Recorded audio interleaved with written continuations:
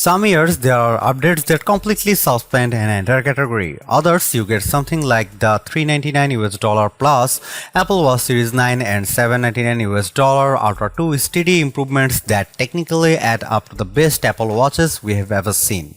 Just not by a whole lot, and not if you have already got a recent Apple Watch model. It makes sense that 2023's updates are quite compared to last year when Apple effectively kicked down the door with not one, not two, but three new smartwatches. This year, the Series 9 and Ultra 2 are nearly identical in design to their predecessors, save new colors, strap options, and carbon-neutral packaging. Instead, the big updates this year are the S9 SiP, the addition of a second-generation ultra-wideband chip, and watchOS 10. The former promises a 30% faster GPU and a 4-core neural engine with twice the performance of the Series 8. That in turn enables onboard C processing, greater power efficiency, and the handy double-tap gesture. The upgraded UWB chip enables precision finding, much like AirTags. Meanwhile, watchOS 10 reintroduces widgets to Apple's smartwatch landscape. The Aluminum Series 9 comes in a new pink color, and as far as design goes, that's all that's visibly new. Otherwise, you are looking at the same design and 41mm by 45mm sizes as the Series 8 and the Series 7 before that. Pink is easily the best new color Apple's introduced for the watch in years. First, it's actually pink, unlike the green Series 7, which only looked green if the light hit just right. Second, this is the year of our queen and savior Barbie.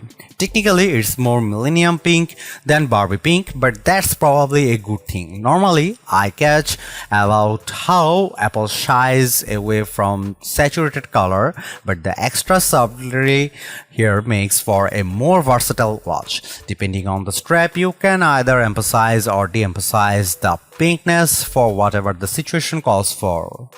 The Ultra 2 is even harder to differentiate from the Ultra. When I got my hands on at Apple Park, a representative advised I stow my Ultra in my bag lest I accidentally leave it behind.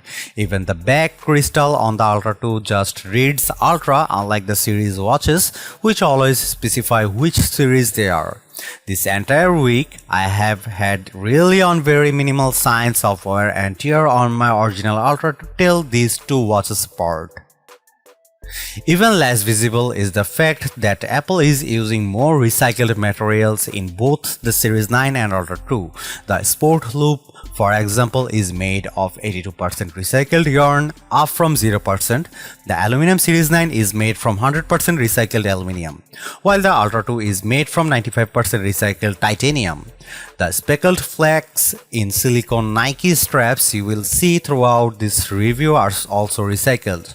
Apple also sent me its fine woven strap, which is made of 68% post-consumer recycled material and is meant to act as a leather alternative because Apple doesn't do leather anymore.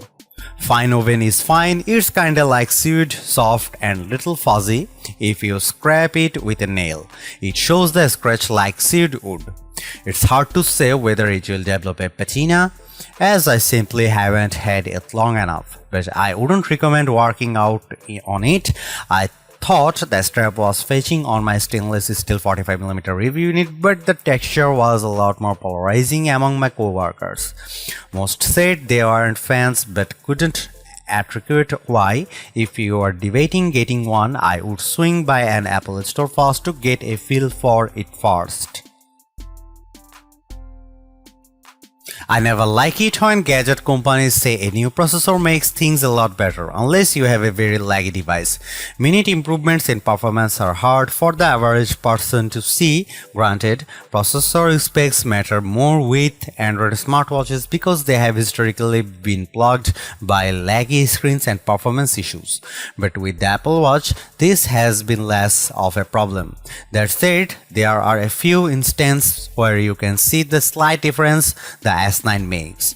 First off, the new improved neural engine on the S9 chip means Siri processing happens on device. That it turn purportedly leads to 25% better dictation and the ability to issue Siri commands when offline. Later this year, you will also be able to ask Siri health-related queries. To test the improved Siri, I ran two experiments. First, I dictated several long texts, tongue twisters, as well as Bohemian Rhapsody and alphabet aerobics lyrics and sent them to my best friend. For the tongue twister and song lyrics, I simultaneously dictated to an S8 powered Ultra and S9 powered Series 9. You can check the gallery above the screenshot of the results. It's impressive that both watches got about 95% accuracy, but I didn't see a huge difference between the results. With text featuring Korean words, Siri did an admirable job for more common words like bulgogi, but still messed up some names of our favorite K-pop singers and actors. It's not a perfect test, but for me that means I still have to enunciate clearly when using foreign words in English, aka Konglish. That said, I have used actor Mahershala Ali name as a Siri litmus test over the past few years. Back in 2018 and 2019, Siri would often get tripped up on it. I'm happy to say this year it nailed it 100% of the time. What might be more useful in this fact that you can issue Siri basic tasks when you have no internet or cellular connectivity. For example, I was able to ask Siri to set timers and workouts with airplane mode enabled both on the watch and on my iPhone. Say your laundry room is in the basement, your hands are full with a laundry basket and you forgot your iPhone upstairs. You can now ask Siri to set a timer and not to worry about it. This won't work 100% of the time when Siri has to pull information from the internet. However, but if you do get a weather update preloaded from when you had internet, I found that Siri can still give you an update. The S9 chip also results in greater power savings, but you should already know that Apple Siri invested that somewhere other than better battery life. In this case, Apple decided to make the displays brighter. The Series 9 now goes up to 2000 nits from 1000 nits, while the Ultra 2 is 50% brighter at 3000 nits. Indoors and outdoors, it's difficult to tell the difference if you don't have older models on hand for comparison. And even if you do, as I did, it can still be difficult to tell under certain lighting conditions. That's because Apple makes ample use of the ambient light sensor. Just because you can manipulate the Series 9 or Ultra 2 to go up to a maximum brightness doesn't mean the watch is giving you everything it's got. It's dependent on your environment, which is to give your eyes a break and save battery. You are most likely to see the difference outside on a very sunny day. Iterative updates aren't bad, they are just not flashy, but that's the biggest problem facing the Series 9 and Ultra 2. These are the best smartwatches Apple's ever made, but while the updates do make the overall experience better, it's like paying another dollar to add an extra topping to your pizza. For some people, that makes the pizza. For others, it's nice but really not necessary, and of course, smartwatches cost hundreds of dollars. If you have a Series 7 or later, you don't really need to update. For owners with a Series 5 or earlier, it might be worth it since you will get a bigger screen, several new sensors, and a processing bump. Series 6 owners are the ones I see being most on the fence, and to those folks, I mostly encourage upgrades if your battery life isn't cutting it anymore. For folks with an Ultra, seriously cool your jets. You are getting the modular Ultra watch face with watchOS 10 and 3000 nits versus 2000 nits doesn't make a huge difference. Otherwise, the biggest case I can make for an upgrade is if you must have double tap, either because you have got minor dexterity issue or think it will be the coolest thing since sliced bread. If you are on the fence, I suggest trying assistive touch out for an afternoon to see whether you like the idea of using gesture. That said, if you don't often find yourself tapping your Apple Watch with your nose, that probably isn't a feature you'd need right away.